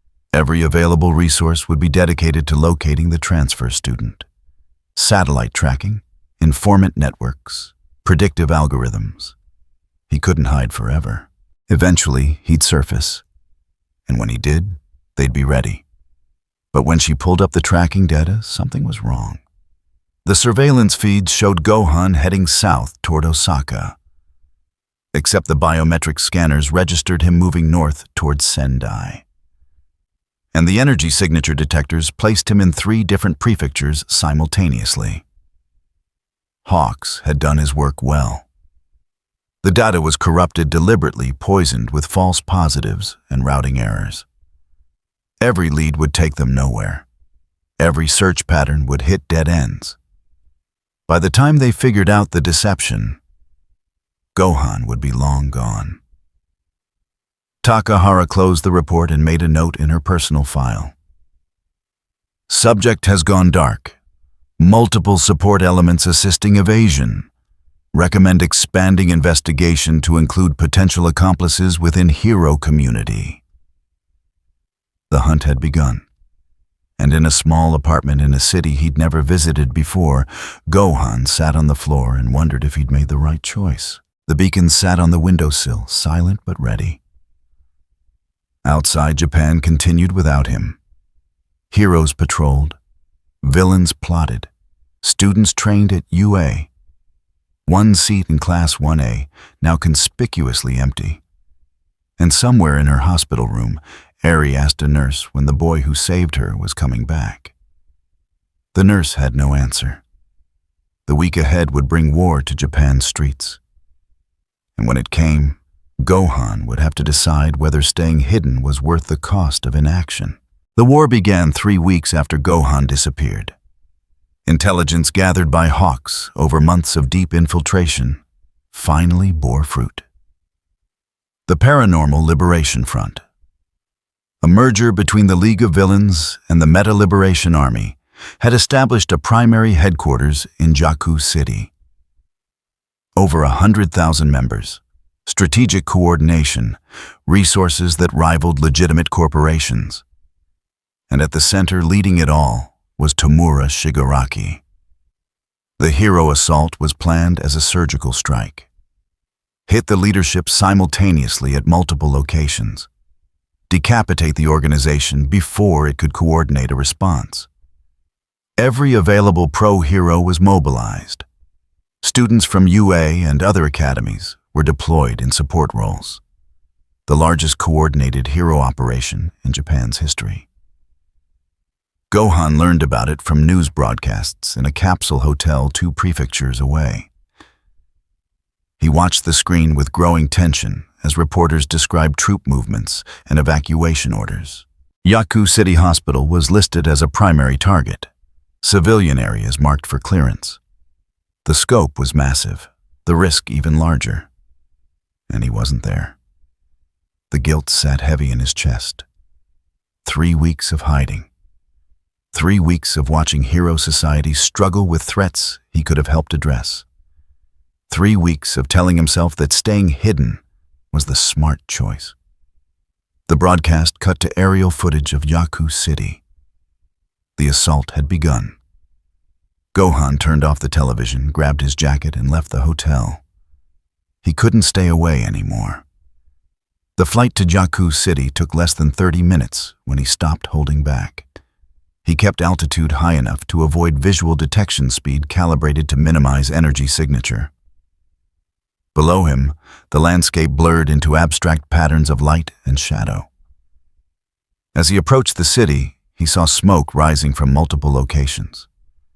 The battle had already escalated beyond initial projections. He descended into controlled chaos. The hospital district was a war zone. Heroes fought villain units in the streets. Buildings burned. Civilians scattered in panic despite evacuation orders. The coordination that had looked clean on tactical displays was fragmenting under contact with reality. Gohan landed in an alley and assessed the situation. To his left, a group of civilians was trapped in a collapsed building, rescue heroes struggling to reach them through rubble. To his right, Villain forces were advancing on an evacuation corridor. Ahead, the hospital itself was under assault. He chose the civilians first. Moving quickly, he reached the collapsed structure and began clearing debris. Not with explosive force that might cause further collapse, but with controlled application of strength. Lift, shift, create space. 3 heroes working the rescue site turned to stare as massive concrete slabs moved aside like cardboard. "Keep evacuating," Gohan said without stopping his work. "I'll handle the clearance." One of the heroes started to ask a question, saw the intensity in Gohan's expression, and decided cooperation was more important than explanation. Within 5 minutes, 17 civilians were pulled from the wreckage and moving towards safe zones. Gohan turned toward the villain advance. The Paranormal Liberation Front soldiers were well equipped and coordinated. Multiple quirks working in concert. Fire support from ranged attackers. Shield users protecting the advance. They were pushing through a bottleneck that 3 pro heroes were struggling to hold. He dropped into the middle of the conflict zone. The villains reacted instantly. Energy blasts from 4 directions. A ground-type attacker trying to entangle his legs. Someone with a blade mutation going for a vital strike. Gohan caught the blade user's wrist, redirected the attack into the ground, then released a pulse of energy that knocked everyone within a 10-meter radius backward. Not lethal, just overwhelming force, applied precisely enough to eliminate immediate threats without permanent harm. The pro heroes used the opening to reposition. One of them recognized him despite the weeks of absence. "You're the UA kid. The one the commission..." "Later," Gohan interrupted. "Where are the civilians concentrated?" The hero pointed toward 3 buildings. "Evacuation is stalled. Too many people, not enough corridors. If the front advances another 2 blocks, they'll be trapped."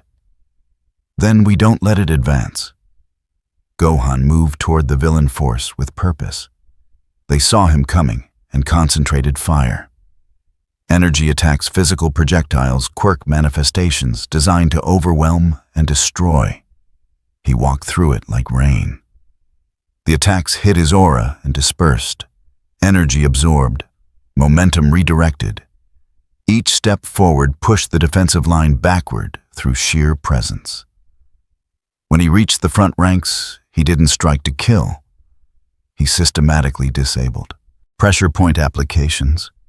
Controlled force to joints and nerve clusters. Each opponent neutralized in seconds and left breathing, but unconscious. The advance stalled, then broke. Villain units retreated, recognizing a threat they couldn't overcome with conventional tactics. The evacuation corridors cleared. Civilians began moving again. Gohan continued forward toward the hospital, where the heaviest fighting was concentrated. That's when the ground began to shake. At first it felt like an earthquake, a deep rumbling from below growing in intensity. Then the shaking became directional, spreading outward from a central point near the hospital.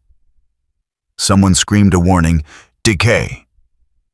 Gohan remembered the U.S.J. Shigaraki's quirk, touch-based disintegration that spread through connected materials.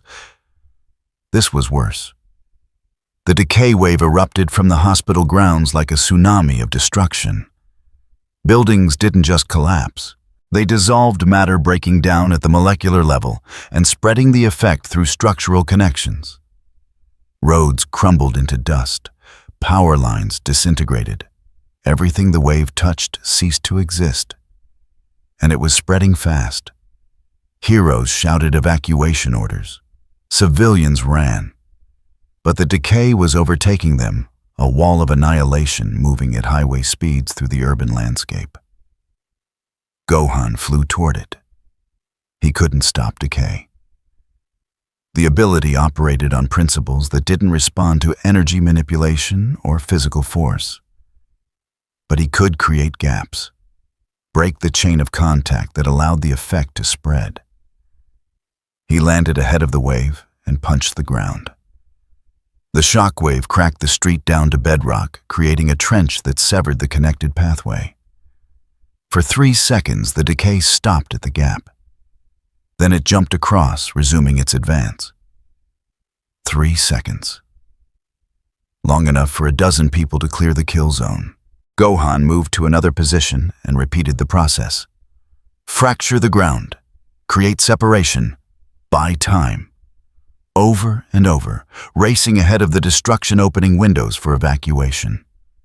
Other heroes caught on. Earth manipulators creating barriers. Ice users flash-freezing separation zones. Everyone desperately trying to slow what couldn't be stopped. The decay wave consumed 6 city blocks before finally exhausting its range. When it stopped, a massive crater remained where buildings had stood minutes before. The silence that followed was broken only by small fires and the groans of damaged structures on the periphery. Gohan hovered above the destruction chest, heaving from exertion. He'd saved hundreds, maybe thousands. But he'd also watched the decay claim dozens more.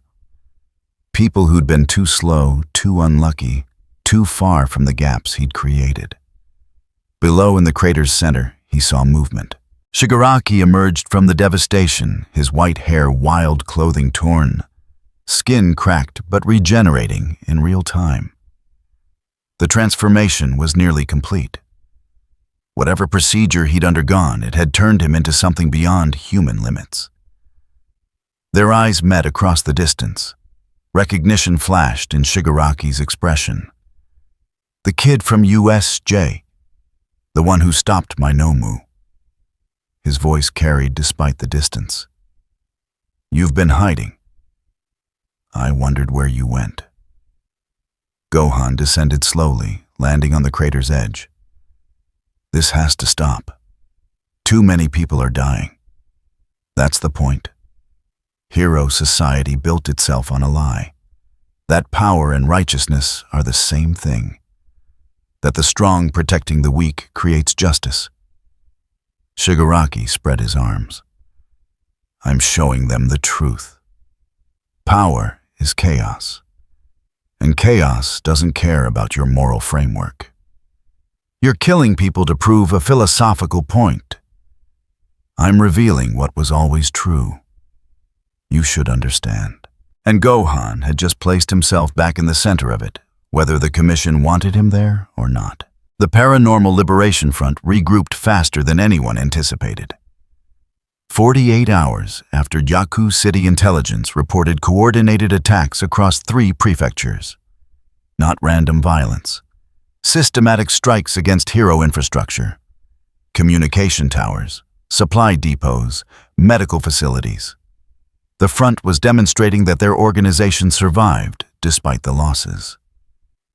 And Shigaraki was leading from the front, personally commanding units with the kind of tactical awareness that suggested outside guidance. The hero response was fragmented. Too many injuries from Yakuza. Too many resources depleted. The Commission tried to coordinate a counteroffensive, but the intelligence was always one step behind. By the time heroes arrived at targeted locations, the front had already moved to the next objective. Gohan watched the pattern develop from a distance, tracking news reports and intercepted communications. He'd stayed hidden after Yakuza, avoiding both the Commission and hero agencies. But the attacks were escalating. The body count rising. The guilt returned heavier than before. On the 3rd day, Hawks found him in an abandoned warehouse on the outskirts of Yokohama. You're getting sloppy, Hawks said, landing through a broken skylight. I tracked you in under an hour. If I can do it, the Commission can too. Let them find me. I'm tired of hiding while people die. Hawks folded his wings. Noble sentiment? Terrible strategy. He pulled out a tablet and displayed a tactical map. The front is baiting us. Every attack is designed to draw heroes into kill zones. They want us scattered, reactive, exhausted. And it's working. Then what's the alternative? We hit their command structure, cut off the head, and the body stops coordinating. Hawks zoom the map to a location outside Tokyo. We've identified their mobile headquarters. Shigaraki and the Leadership Council are operating from there. Tomorrow night, we deploy a strike team. Full hero commitment. One decisive engagement. Gohan studied the map. You want me to join an official operation? After the commission classified me as a containment priority. I want you where you can do the most good. The political fallout can be handled later. Hawks met his eyes. We're losing this war. Slowly, incrementally, but losing. We need every advantage available. That includes you. The commission won't see it that way. The commission doesn't have to know until after it's done. By then, if we succeed, they'll have to accept the results. Hawks pulled up another file. But I need to know you're committed. No hesitation. No holding back when it matters. Can you do that? Gohan thought about Eri, about the civilians in Yaku, about every person who'd suffered because he'd been too restrained, too careful, too afraid of becoming the monster people feared. Yes, he said. I can. The strike team assembled at midnight. 12 pro heroes. No students this time. Just experienced combat specialists who understood the stakes. Hawks briefed them with clinical efficiency. The target was a fortified compound 20 kilometers outside Tokyo. Intelligence suggested 60 to 80 front members on site, including Shigaraki and 3 high-value lieutenants. The plan was straightforward. Breach the perimeter, suppress defenders, secure leadership before they could scatter. No one mentioned Gohan's presence. He was simply there, unquestioned accepted, as another asset deployed for mission success. The compound appeared unremarkable from the air. Industrial buildings, minimal external lighting, standard security. But thermal imaging revealed concentrated activity in the central structure. The war room. They dropped at 0100 hours. The perimeter defenders reacted instantly. Alarms triggered, floodlights activated. Defensive quirks manifested in coordinated patterns, designed to funnel attackers into prepared kill zones. The heroes moved through it like a scalpel through flesh. Efficient, practiced. Every defender encountered was neutralized with minimal engagement time. This wasn't the chaotic sprawl of Yaku. This was surgical precision. Gohan moved with the second wave, clearing obstacles and creating entry points. A reinforced door blocked their advance. He placed one hand against it and released a measured pulse. The door bent inward, hinges shearing, and fell into the corridor beyond. They pushed deeper into the compound. The resistance intensified. Front members were well-equipped, coordinated, and fighting with the desperation of people who knew retreat wasn't an option. Fire support from elevated positions. Ambushes at every junction. The compound had been prepared for exactly this scenario. Hawks took point his feathers, creating a defensive screen while simultaneously mapping enemy positions. Command center is 2 floors up. Heavy resistance expected. Shigaraki will be there. They fought their way through the building floor by floor. The cost was mounting. 2 heroes seriously injured. 3 more operating below optimal capacity. But they were making progress. The command center doors stood at the end of a long corridor. Reinforced. Probably trapped. And certainly defended by whatever Shigaraki had positioned as his final line. Hawks turned to Gohan. We need an opening. Fast and overwhelming. Can you provide it? Gohan stepped forward, transformation already building. Golden aura flared. Lightning began to dance around his frame. Super Saiyan. 2. Full power. No restraint. He raised both hands toward the doors and released a concentrated beam of energy. The doors didn't just break, they vaporized. The wall around them crumbled. The explosion cleared 30 feet of corridor and exposed the command center like opening a wound.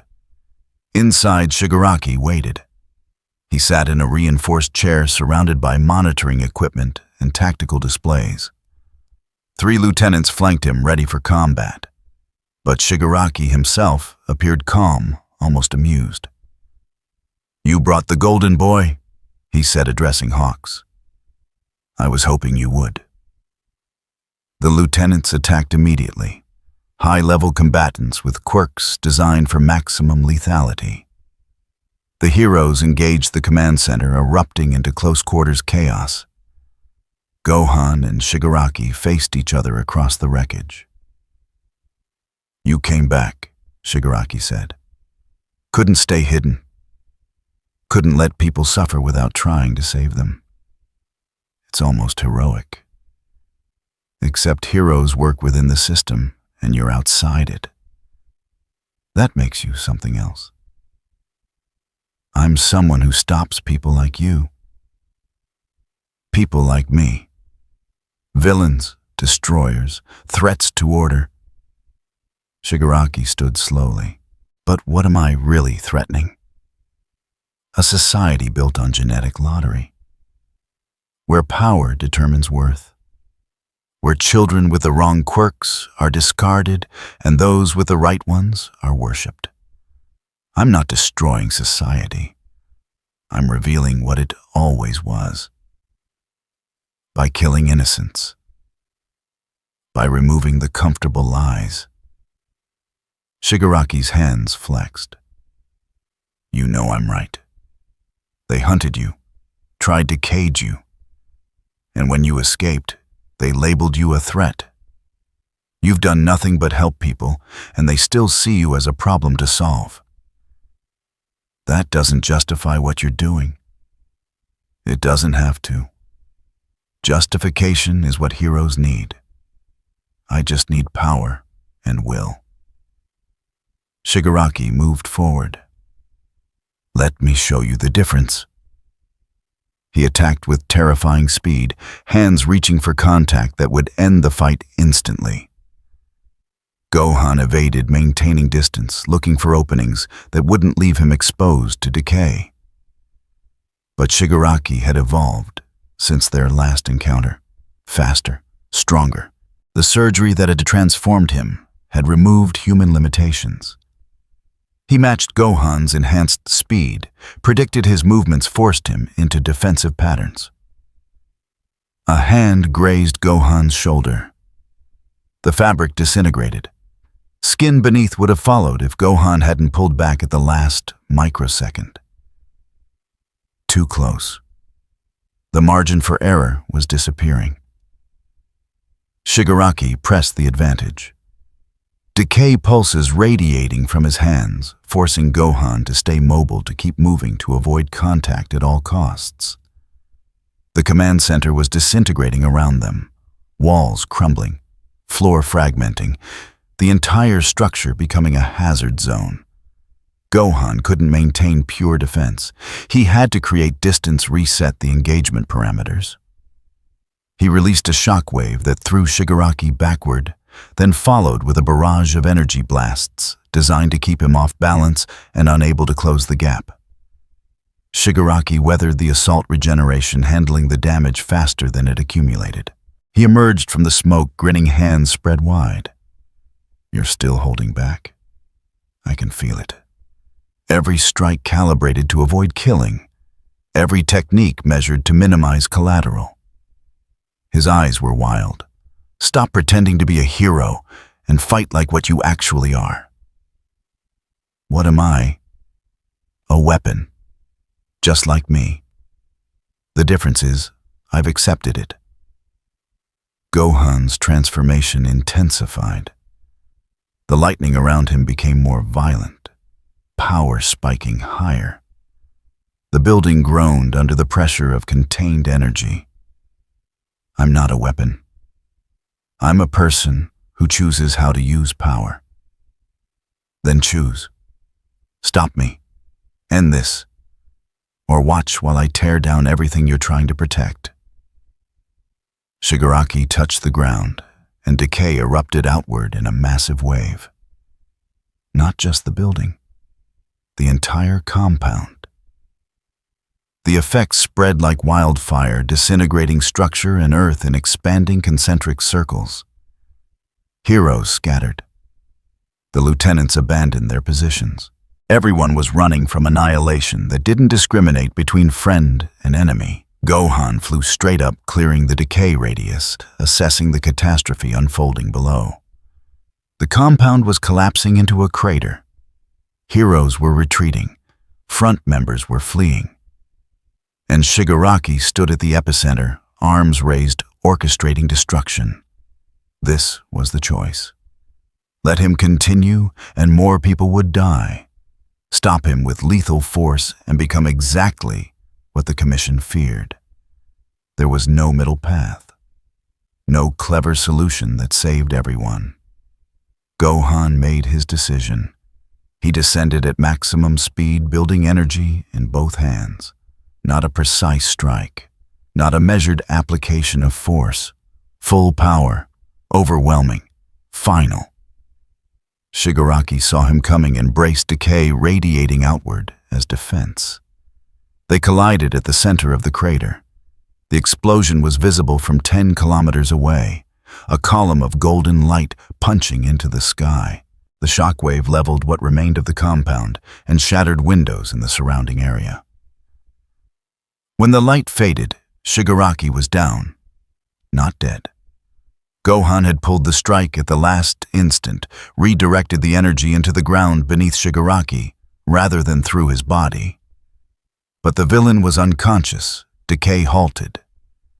The regeneration overwhelmed by systemic shock. Gohan stood over him, chest-heaving transformation still active. He could finish it. One more strike.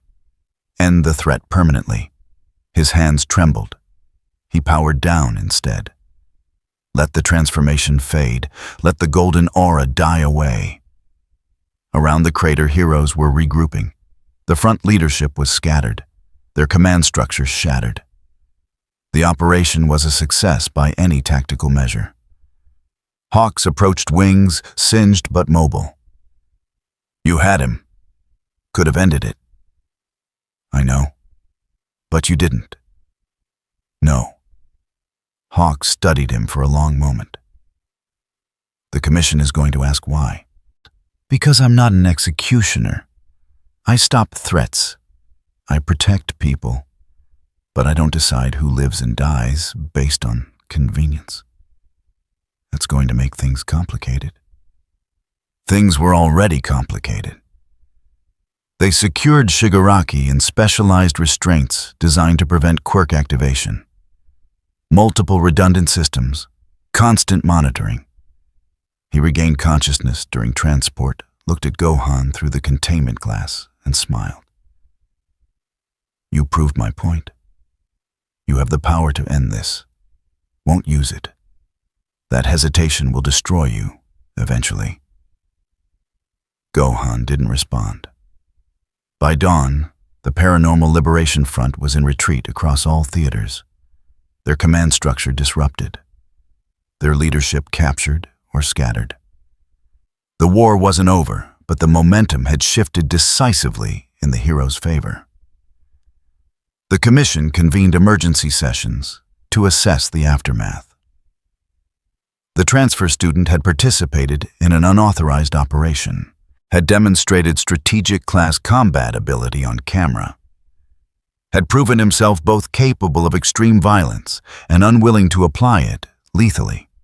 Takahara reviewed the footage and wrote her final assessment. Subject represents a paradox.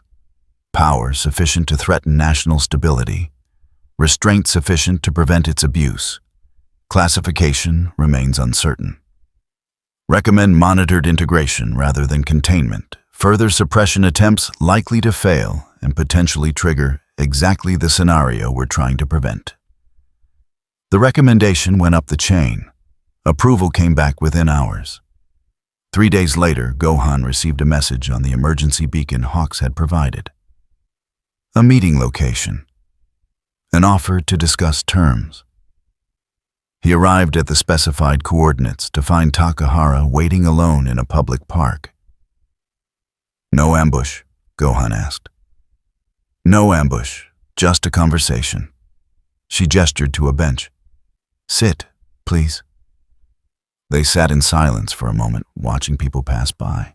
Normal citizens going about their lives, unaware of the negotiations happening around them. "We were wrong about you," Takahara said finally. "Not about the power. That assessment was accurate. But about the threat. We thought anyone with your capabilities would eventually become a danger to society. We were measuring you against the wrong metrics. What changed your mind? You did. Repeatedly choosing restraint when violence was easier. Protecting people who wanted you imprisoned. Fighting for a system that rejected you." She turned to face him. "That's not the profile of a threat. That's the profile of someone we should have been supporting from the beginning. What are you offering? Integration, on your terms. No leash, no containment. You operate independently, we provide intelligence and coordination support. When situations arise that require your specific capabilities, we ask. You retain the right to refuse. And in exchange, you agree to periodic check-ins, not interrogations, just status updates. Proof that you're still choosing cooperation over isolation." Takahara pulled out a tablet. "The Commission prefers control. But we've learned that control isn't always possible. Sometimes the best option is partnership." Gohan considered the offer. It wasn't perfect. The Commission would still monitor him, would still analyze his actions, would still see him as invariable to manage. But it was better than the alternatives.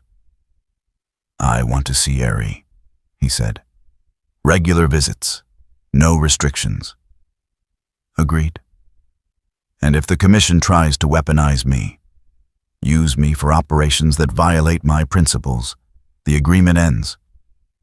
"Understood." Gohan took the tablet and reviewed the terms. Standard bureaucratic language, clauses and sub-clauses designed to protect both parties. But buried in the dense text was something unexpected. Recognition of autonomous hero status, limited immunity from standard Quirk regulations, acknowledgement that he operated outside conventional frameworks, and that was acceptable. He signed. Takahara countered signature. The agreement was official. "Welcome back," she said. "Officially this time." They parted ways. Takahara returned to her office to file the paperwork. Gohan headed toward the hospital where Eri was still recovering. She was in the garden when he arrived, sitting on a bench under supervision of a care specialist. The horn on her forehead was barely visible now. The bandages were gone. She looked fragile but healing. When she saw him, her expression transformed. Not quite a smile, but something close. Recognition. Relief. He sat down beside her carefully. "Hey, sorry it took so long to come back. They said you were fighting, that you helped stop the bad people. I tried. It's complicated. Adults always say that." She looked down at her hands. "Overhaul is locked up. They told me he can't hurt me anymore. Is that true?" "Yes, I made sure of it." "You promised you'd protect me. You kept the promise. I'll always keep my promises to you." They sat together in comfortable silence. The garden was peaceful. The war felt distant. For this moment, at least, the world was safe enough for a child to heal. Inside the hospital, staff made notes in Eri's file about improved emotional responsiveness and decreased anxiety indicators. The presence of her rescuer had measurable therapeutic value. At UA High School, Principal Nezu received official notification that the transfer student would be returning to classes. Administrative complications would need to be addressed, but the political obstacles had been cleared. Class 1A would have its full roster again. In a maximum security facility, Shigaraki sat in his cell and planned. The war had shifted, but not ended. He'd learned valuable information about the Golden Boy's limitations. Next time, he'd exploit them more effectively. And in Commission headquarters, analysts updated Gohan's file with new classifications. No longer a containment priority. Now designated as an independent asset, high value, high risk, but ultimately aligned with Hero Society's survival. The file closed with a final note from Takahara. Subject has demonstrated that power and morality are not mutually exclusive. Recommend continued observation, but no intervention. Some forces cannot be controlled. They can only be trusted to make the right choice. The war for Japan's future would continue. Threats would emerge. Villains would challenge the hero system. Society would struggle with questions about power and justice that had no easy answers. But for now, sitting in a hospital garden with a child who'd survived hell and still found reason to smile, Gohan felt something close to peace. He'd made his choice. To fight when necessary. To protect who he could. To refuse the easy path of absolute power applied without conscience. The system couldn't hold him. Didn't need to. He was holding himself to a higher standard. And that ultimately was enough.